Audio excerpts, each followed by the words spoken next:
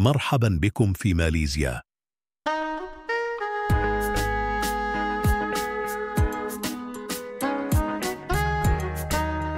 أتعلم أن الرجال العرب لهم جاذبية خاصة عند الماليزيات، ربما لأنهم يرون في العربي روح الرجولة والغيرة والكرم، وربما لأنهم يتشاركون معهم في الدين والثقافة، أو لأن ملامح الرجل العربي تمثل شيئا من الغموض والجاذبية في أعينهن.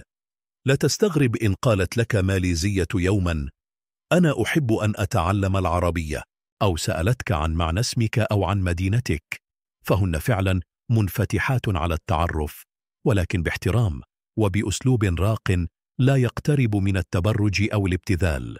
في هذا الوثائقي سنغوص في أجمل الأماكن الساحرة في ماليزيا، ولكن قبل أن نبدأ دعونا نكتشف معا بعض الحقائق الممتعة عن هذا البلد الساحر.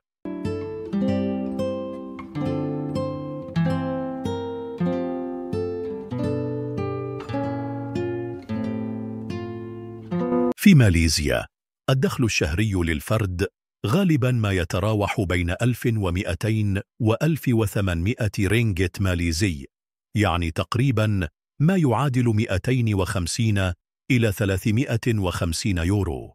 قد تقول هذا قليل جدا مقارنة بدخل شخص يعيش في أمستردام أو أوسلو، وأنا أقول لك صحيح، لكن هذا مجرد جزء من الصورة.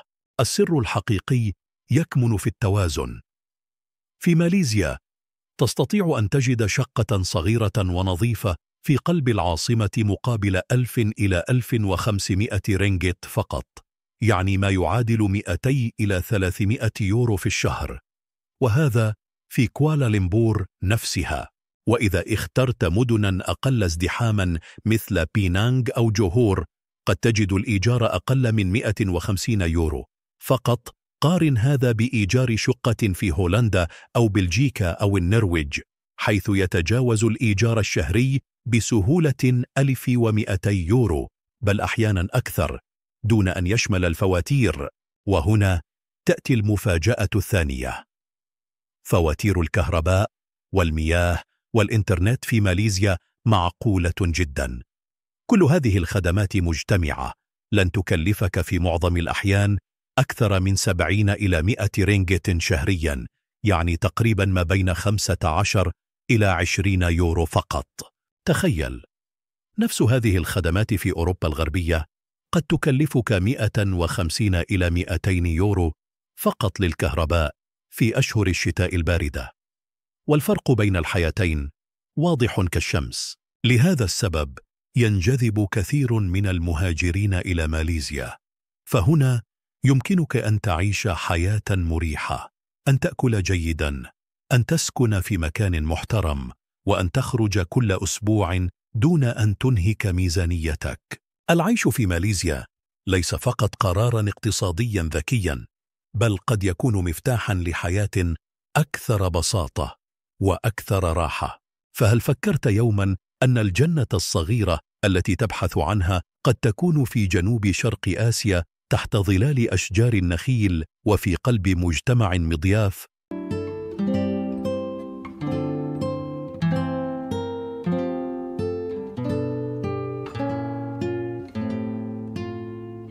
المرأة الماليزية المسلمة نشأت على احترام الأسرة وعلى القيم الإسلامية، ولكنها أيضا تربت في مجتمع يتقاطع فيه الإسلام مع ثقافات متعددة: الصينية والهندية والإنجليزية. ستجدها تحترم زوجها، تكرم ضيفها، وتحرص على بيتها دون أن تتخلى عن طموحها أو علمها. كثير من الماليزيات يحملن شهادات جامعية ويتحدثن الإنجليزية بطلاقة، بل وبعضهن يعملن في شركات عالمية أو في مجالات التعليم والتكنولوجيا، لكنهن لا يرين في الزواج من رجل أجنبي، وخصوصا إذا كان عربيا عائقا، بل شراكة فيها المودة والرحمة.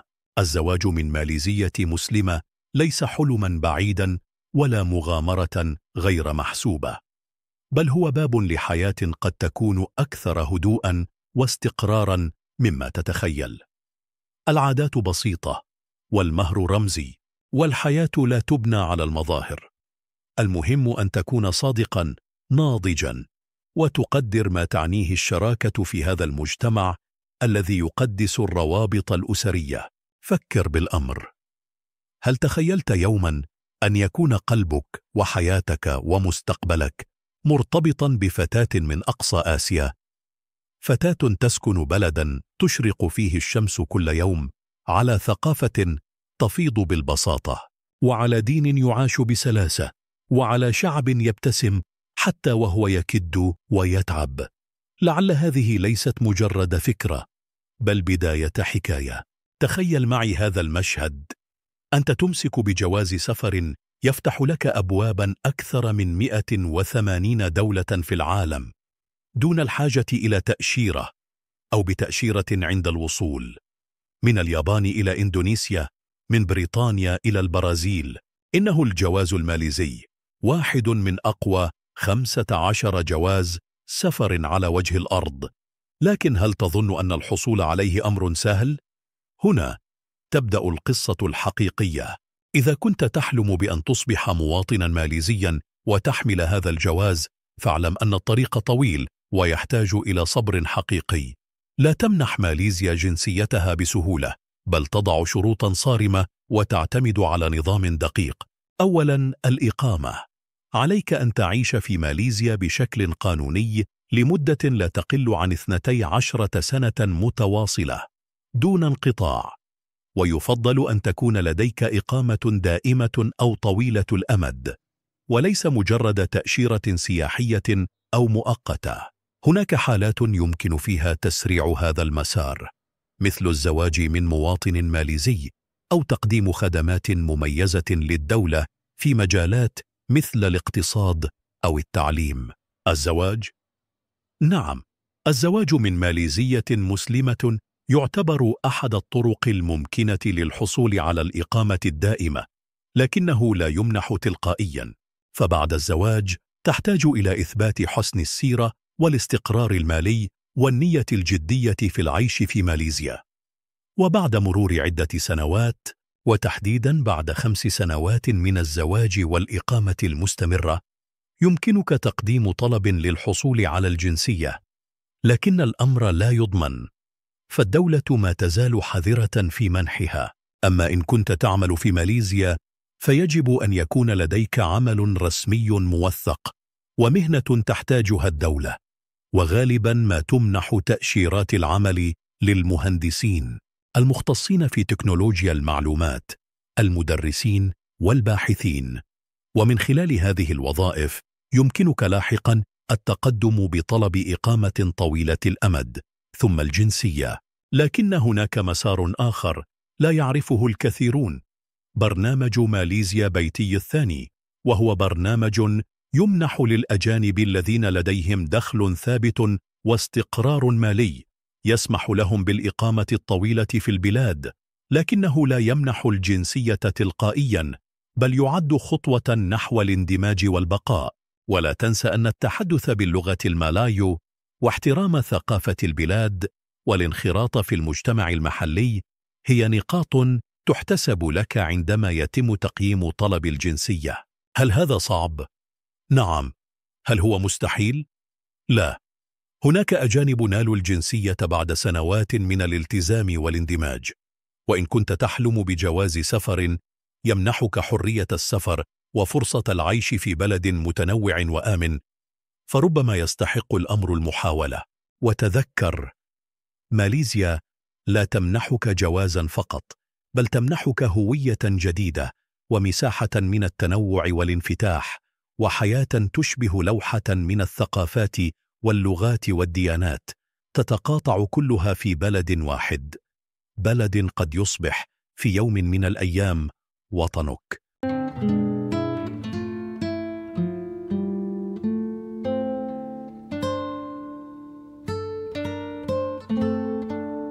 تخيل أنك تسير في شوارع ماليزيا، تسمع أصواتا متعددة تنبع من ثقافات متنوعة، لكن المفاجأة أن اللغة الإنجليزية تكاد تكون الجسر المشترك بين الجميع. نعم، اللغة الرسمية في ماليزيا هي المالايو، لكن لا تقلق، فاللغة الإنجليزية هنا ليست فقط مفهومة بل منتشرة بكثافة بفضل التاريخ الاستعماري البريطاني، وبسبب اعتمادها في النظام التعليمي من المدارس حتى الجامعات. سترى اللوحات الإرشادية، القوائم في المطاعم، وحتى معاملاتك الحكومية تدار بسهولة بالإنجليزية. وإن كنت تتحدث العربية فأنت لست غريبا في هذا البلد. ستفاجأ بمدى حضور الجالية العربية، خاصة في المدن الكبرى، حيث تنتشر المطاعم الشامية والمقاهي التي تقدم المأكولات الشرق أوسطية، بل حتى الأذان يرفع في بعض الأحياء بالعربية. هناك مراكز إسلامية وأسواق تبيع المنتجات العربية، وستسمع اللغة العربية تتداول بين الطلاب والسياح القادمين من المغرب، الجزائر، مصر والسعودية.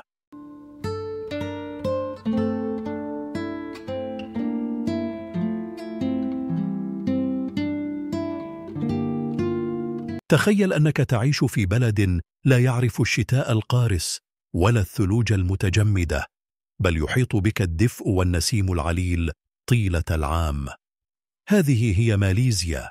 المناخ هنا استوائي رطب، بدرجات حرارة تتراوح غالبا بين 25 إلى 33 درجة مئوية طوال السنة، مع نسبة رطوبة مرتفعة تصل أحيانا إلى 90%، وأمطار موسمية تهطل بغزارة في أشهر محددة مثل نوفمبر وديسمبر، لكنك سرعان ما تعتاد عليها، خصوصا عندما تستمتع بخضرة الطبيعة والغابات التي لا تعرف الذبول. أما الدين، فماليزيا تعد واحدة من أكثر الدول تنوعا من حيث الأديان. حوالي 61% من السكان مسلمون، يشكلون الغالبية، تليهم الديانة البوذية بنسبة 20% تقريبا، والمسيحيون بنسبة 9%، إضافة إلى نسبة من الهندوس وغيرهم. هذا التنوع الديني ينعكس على الأعياد، فتجد نفسك تعيش رمضان وأعياد الفطر والأضحى، ثم تنتقل إلى احتفالات رأس السنة الصينية وأعياد الديوال والميلاد في تناغم غريب لكنه جميل. العملة الرسمية هي الرينجت الماليزي، وسعر صرفه مقابل اليورو أو الدولار عادة ما يكون في حدود يورو واحد يساوي 5 رينجت تقريبا. تكلفة المعيشة كما قلنا منخفضة، ما يجعل ماليزيا وجهة مفضلة للمغتربين والمتقاعدين وحتى الطلاب.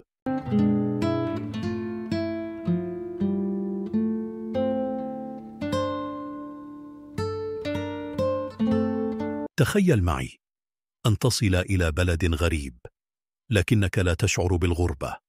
هذا هو ما يقوله كثير من المهاجرين الذين اختاروا ماليزيا موطنا لهم ولو لسنوات من عمرهم.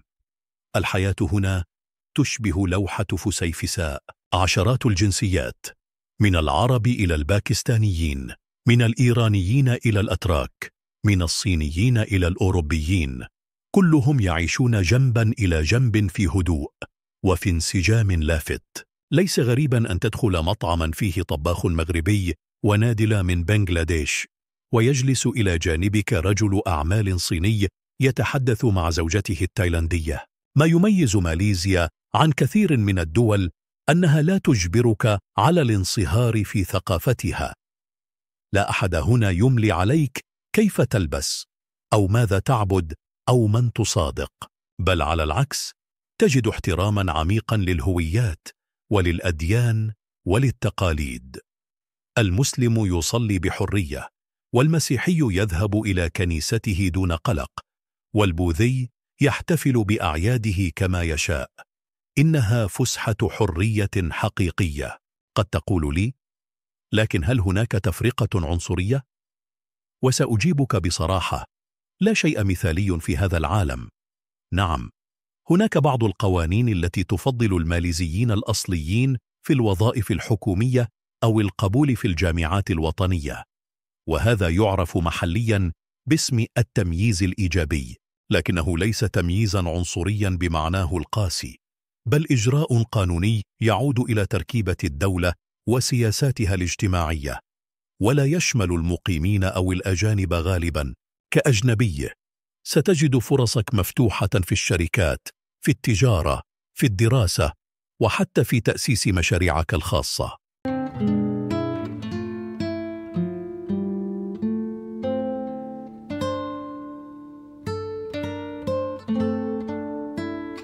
مدينة جوهور باهرو.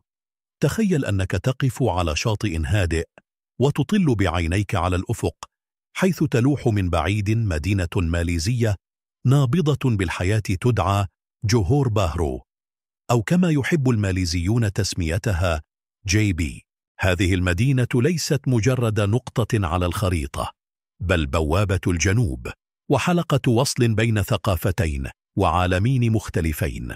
تقع في أقصى الجنوب من شبه جزيرة ماليزيا، على بعد خطوات فقط من سنغافورة. يفصل بينهما مضيق جوهور الشهير، وكأنها تعانق جارتها من الخلف. عدد سكانها يزيد عن 900,000 نسمة، لكن لا تدع هذا الرقم يخدعك، فالمدينة تبدو أكثر حيوية وازدحاما مما يوحي به العدد. السبب؟ الكثير من سكان المناطق القريبة وحتى السنغافوريين يقصدونها يوميا للتسوق أو العمل، أو حتى لمجرد قضاء يوم مختلف بتكلفة أقل مما اعتادوه في بلدهم. وصدقني، عندما تبدأ بالتجوال في شوارعها ستشعر وكأنك تمشي في متحف مفتوح مليء بالتباينات الجميلة. من جهة تلمح قصر السلطان إستانا بيسار، ذلك القصر الملكي الذي يختزن بين جدرانه تاريخ سلطنة جوهور. ومن جهة أخرى تندهش من الحداثة التي تمثلها المجمعات التجارية الضخمة، حيث تلتقي الموضة العالمية بالمذاق الآسيوي. ولا يمكن أن تزور جوهور باهرو دون المرور بمسجد السلطان أبو بكر، ذلك الصرح المعماري العتيق المبني على الطراز الفيكتوري الإسلامي، يقف شامخا على تل يطل على البحر، كأنه حارس روحي للمدينة. كل ركن من جوهور باهرو يحكي حكاية، من محطاتها القديمة التي تعود لفترة الاستعمار البريطاني، إلى الأسواق الشعبية التي تمتلئ بروائح البهارات والأطعمة الماليزية التقليدية، إلى الحي الصيني الذي لا ينام، حيث تمتزج روائح الشاي واللوتس والقصص القديمة.